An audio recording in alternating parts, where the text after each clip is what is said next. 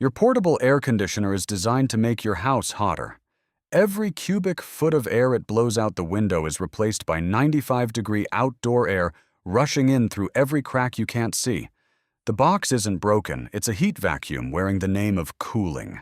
This is only the first of 3 scams sitting between your living room and your attic right now. The box arrives. Picture a July afternoon when the delivery truck pulls up and a family carries a $400 box into the living room.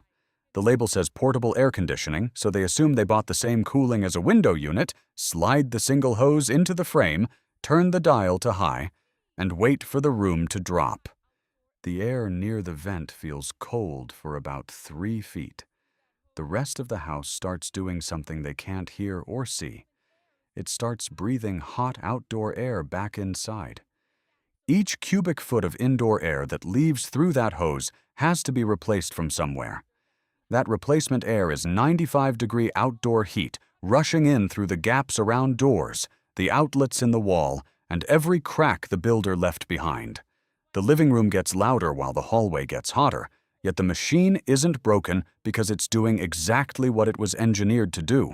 The only real question is why nobody explained the physics before they paid for it. The single hose trap. The trap only makes sense once you see how real air conditioning works. A proper AC has 2 separate air paths.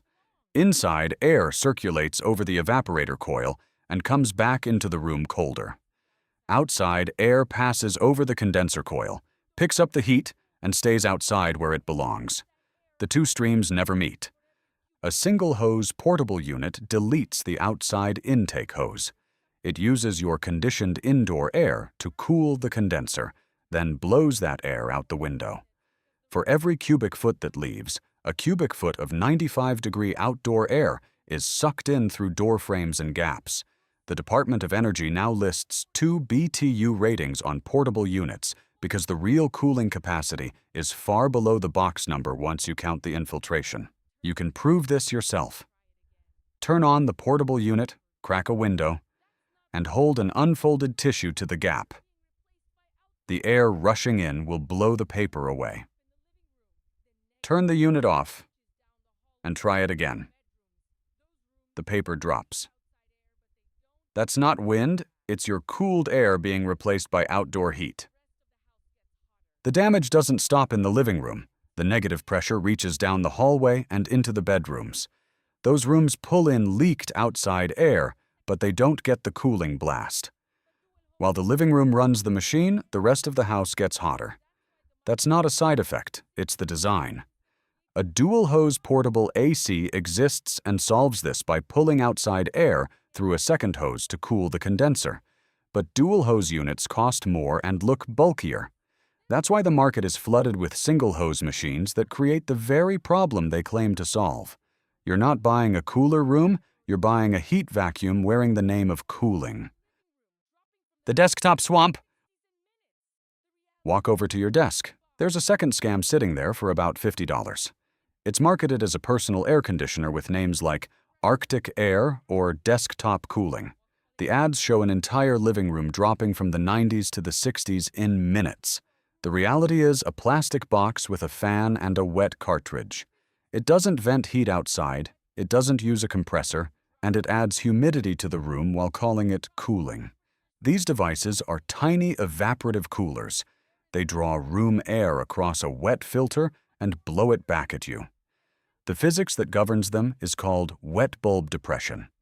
In dry air, evaporation can drop the temperature significantly. In humid air, the air is already nearly saturated and can't absorb much more water vapor. At 10% relative humidity, a swamp cooler might drop the air 20 to 30 degrees.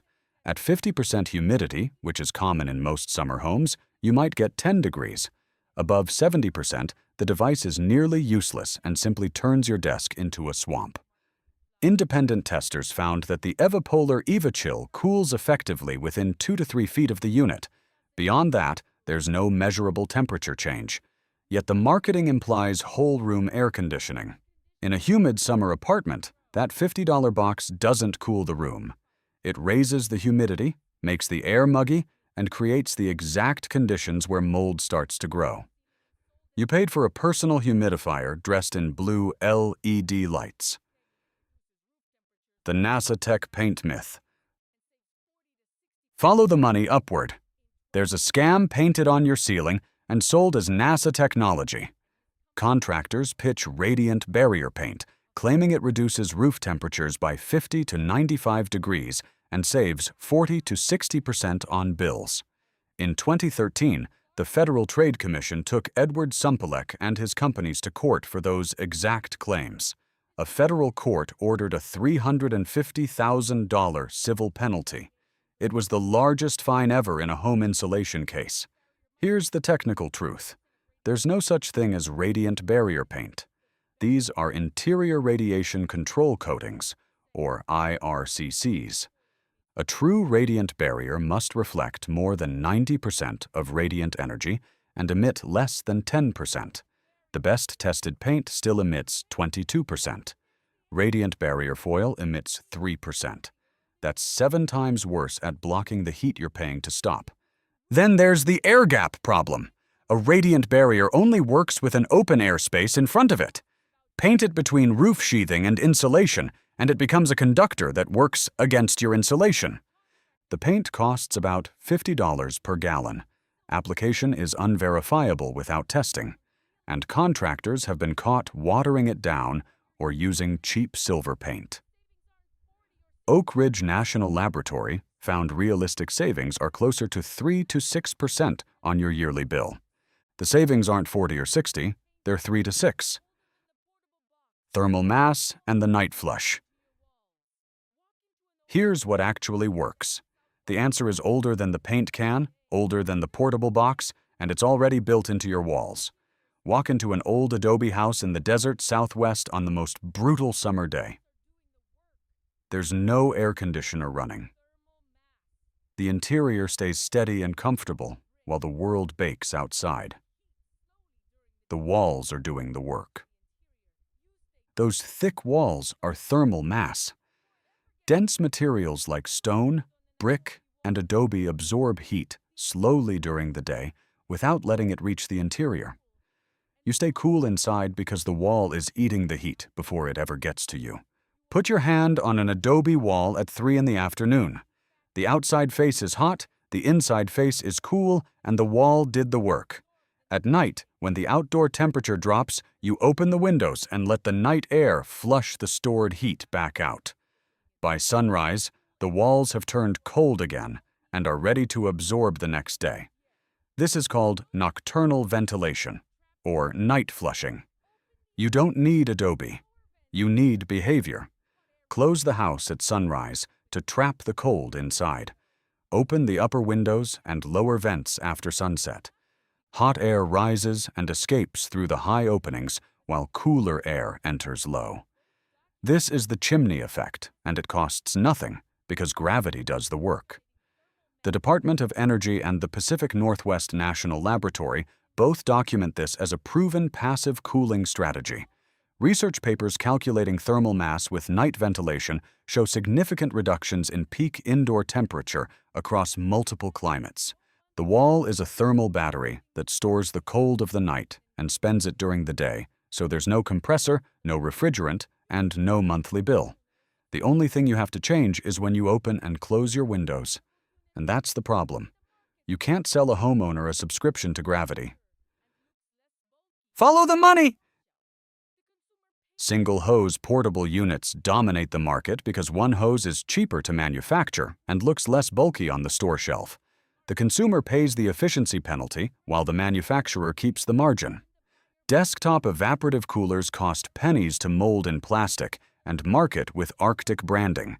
They break or get thrown away, and the buyer buys again. Radiant barrier paint costs $50 per gallon with no enforceable standard for how it's applied.